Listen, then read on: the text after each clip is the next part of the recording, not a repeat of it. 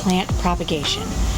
It's one of the most amazing things to make your plant collection bigger, share it with your friends. It's free. Use the plants you already have, and I'm going to show you some of the easiest ones that I love to propagate and keep alive and grow. So here we go. To get started, we're going to need some of these things. I have water, I have jars, because I love to propagate in water often. You can also do it in potting soil.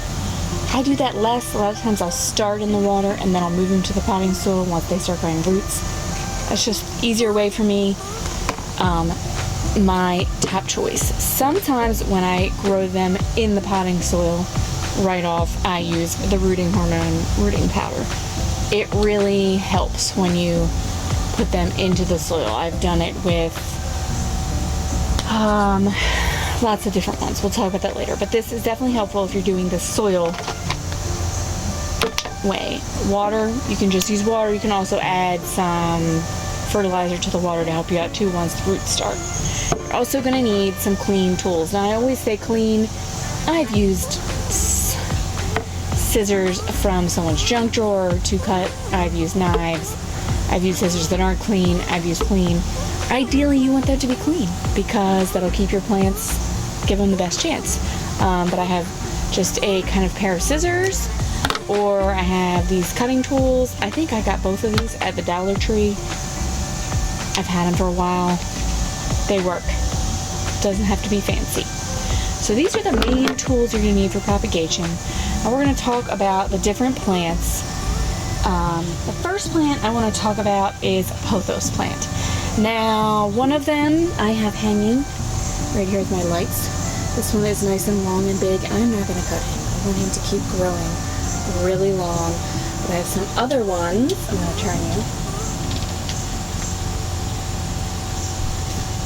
I have this one here, and I have some other on my plant shelf back behind there that I already cut some of. I cut one of the big branches off. So I already took a cutting. This one, so you could see at the bottom, it was coming out of the plant, and a lot of leaves have fallen off. You can see it has some aerial roots kind of that are growing, which in humid Maryland, that happens a lot when you have the humidity. Those aerial roots grow. So I decided to cut this because it was just getting really long and hanging out of the pot, and the leaves are all down here.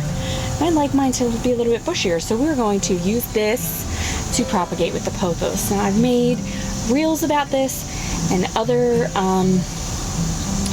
little shorts and such, but today I'm going to show you. So all these little roots here, these aerial ones, can go in the water. So what I'm going to do is cut here at the bottom of those, where those roots are starting. Actually, see here where I cut another already, but these should grow all roots. And then I'm going to cut this with, we'll do 2 leaves. I always want to leave a leaf because that really helps it get the light that it will need, and then all these roots will grow in it. So that's basically how I'm going to cut it, where you leave spots where roots will grow with a leaf at the top. And then I will be putting this into a jar. I'm going to get one of the taller ones because I left a lot of stem where roots can grow, and just put it in there. And let's see, so this really won't grow much else. It might if I kept it, like if I use a spray bottle and put it on some dirt and let it go, but I'm not going to bother with that. This is the easiest way. I've had the most success. So now I'm going to cut a few more bits here. Let's find the end. Let's see, I'm going to cut this one right here. See where I cut it? So we got a leaf, 1, 2. I'm going to cut the 2 bottom leaves off of this, so you can see where the roots will be growing and where I left the 1 leaf. I cut these 2 leaves off. They don't have anywhere where they can grow a root, so they'll be out too with that stem. I won't be using them. But these are ready. Let's see. Let's get rid of that leaf. 2. So I've got 1 more here. It just has 1 leaf, and I'm going to put it in. And then this one, I'm going to cut that leaf. Oh, look, this has some good roots here. Leave the 2 leaves on that. And then it's just going to go in the jar, and I'm going to fill it with water and put it in a window and let those roots grow. And when they grow, I can put them in dirt eventually and give them to a friend, and it will grow into another one of these giant pothos here. It will. Or I could just leave it in the glass and hang it inside on one of my macrame plant hangers, which I like to do in my kitchen, and they look so cute. You just gotta refill that water like once every 2 weeks. Give it fresh water and occasionally put some fertilizer in it, some water, some liquid fertilizer. That's all you gotta do, and it will propagate. So that is the pothos. I'll add water to this and hang it up. I'll show you it hanging in one of my macrame planters. So the next one I'm going to talk about propagating, which I'm going to insert here, my spider plant. Alright, this is my best looking spider plant right now with some babies. You can see the new babies growing up here, the older babies growing down here. I'm just going to give it a little chop. That's going to fall. This one looks ready too, so let's give this guy a little, trying to find, oh, that's not him. A little chaperone. So there are some spider plant babies we're gonna go propagate in some water. Spider plant. So spider plants just make their own babies. Basically, I snipped this, which I showed you, and it has several little ones here connected. And I'm just gonna snip, like disconnect them, and you should be able to see, like it has those roots on there already. They're already growing on it. And let me get my jar, because I'm just gonna put this in a jar with water. I could put them in the dirt, but straight in, I don't even need the root hormone for this. Just need some wet dirt and it will grow. But I like starting them in a jar. I like being able to see my propagations. It's satisfying, decorative, very fun. So I'm just putting all these babies in one. I could spread them out, put some in a different jar. This one's got like a couple dead leaves on it. I'm gonna make sure I pull them off. But this one's like a bigger one. Like, look at the roots on that guy. So, and this one even has like a smaller baby. I'm gonna leave that on there. It can be fun. So here are these guys, and then just I'm gonna use my water.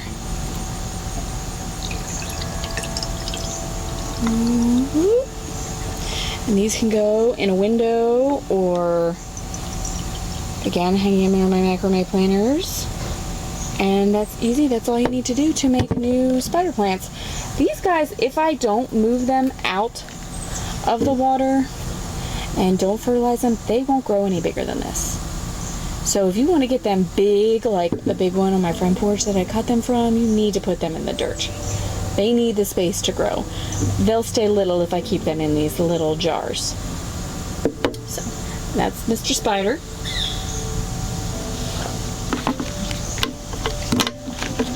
Space here. Okay, the next one I'm going to talk about is the snake plant. Now, let me show you a full snake plant that I grew from little cuttings. Hopefully it doesn't drip on me too much. Look at this bad boy. Okay, he used to be little babies in a jar, and there was maybe like 7 of them in here. Now this took probably 3 years to get to this state, but it just keeps putting out more. I'm trying to look in here and see if you can see here. I don't know if you can see it, but this is where one was cut. That was a cut one, and they just put out, they grow new ones. I'll show you one I have started. Look, here's another one that was cut that I put in here and propagated. So basically you just cut the leaf and put it in water again.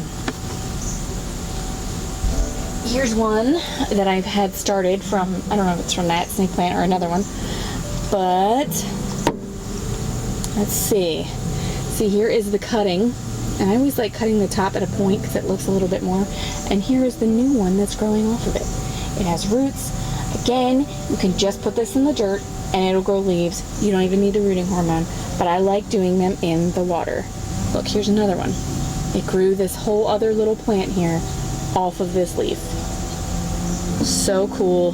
Here's one that just kind of has the roots. It doesn't have any other plants yet, or I already took them off. See, here's another one. Now this one, it's looking a little algae from sitting in the sun in the window, so I will go inside and rinse this and put new water in. I can also like pull this off like this, put this back in and grow more. And I can put this one in the dirt and it will start growing. So I'll add this one to my other plant here that I just showed you, because why not? So I have this guy. Let's find a little corner. He's pretty full, but I could add him to a new one, but I don't have the dirt for that right now. So I'm just gonna put a little hole and stick this guy in, and he can grow on here with this mother plant. Pretty cool. All right, so that's the snake plant, or yeah, mother-in-law's tongue, some people call it. Really easy. Those are some of the top ones to propagate that I do the easiest. And then next one I want to talk about is like succulents.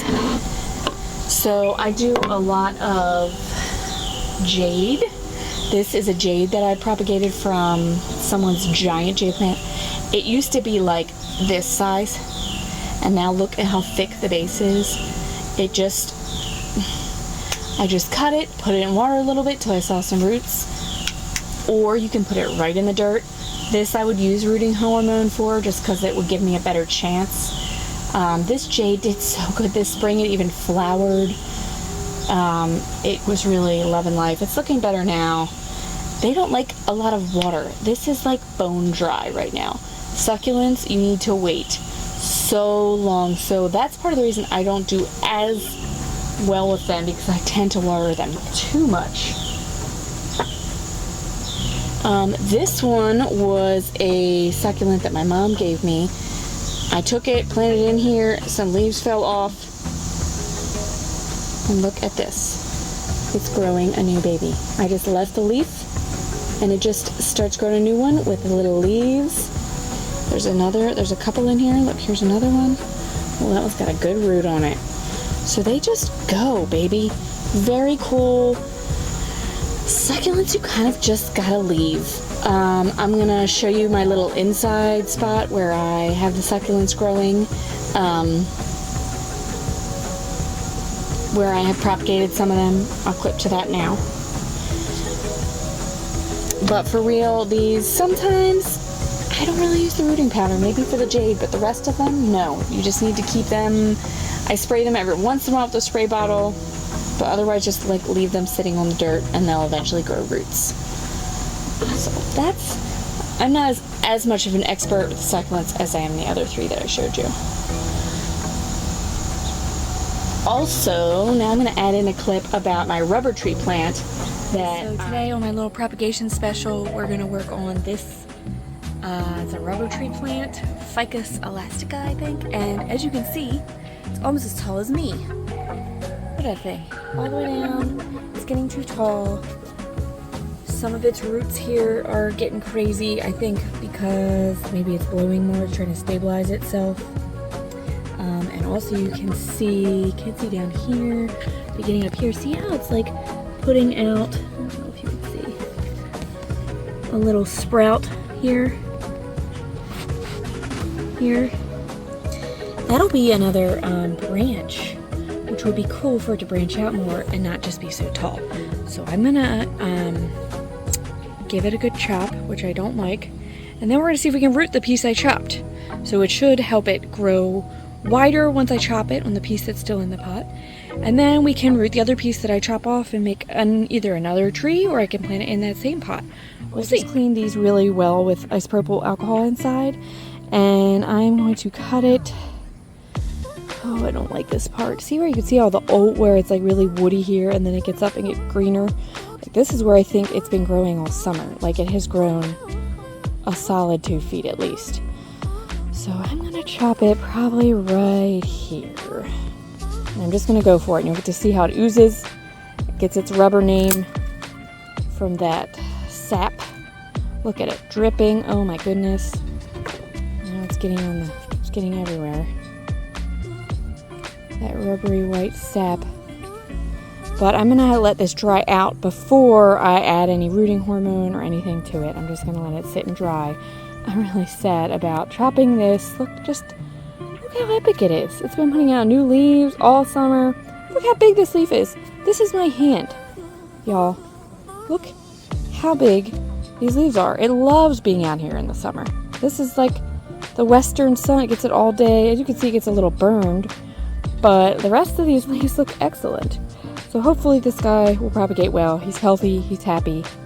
We're letting all of its juices drip out, let it dry off, and then I will put some root hormone in this and maybe just stick it in the dirt, see how it does. Probably cut off some of these bottom leaves. I should. Maybe I'll do that right now so they can also dry. Cut that guy, so that way we can root all this. Just gonna leave him here to dry. I also kind of want to cut these leaves at the bottom. I don't know what's going on with this guy, if I should leave him or not, but I wanted to cut some of these bottom ones off. And let's cut this guy. He's just down in the dirt even.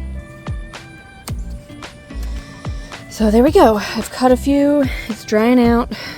And then we're going to propagate. Tree plant that I just cut the top off because pruning things helps them grow more. I'll add how I did that, how I just cut it. I used the rooting hormone. I put that top in the same plant, so now it'll be 2 plants, and it will just continue growing. I put the leaves that I cut off of it, so some of it would fit in that, you know, that's where the roots will grow, where the leaves are. I put them in here, and I thought, yep, this one, I don't know if you can see, it's hard to tell, but it has one little root growing. So cool. So I could put this in dirt right now with the rooting powder, and it would probably grow into a whole nother rubber tree plant. I'm kind of leaving them in the water to see if I can grow more roots. It'll sit in the window inside. Occasionally I'll fertilize it, but that is my rubber tree plant job. One more I want to talk about propagating is this plant, which, pause right now. Okay, so this plant has different names. I just Googled it. Some people call it Cuban oregano, which it really does smell like that, or Swedish ivy, variegated Jamaican broadleaf thyme.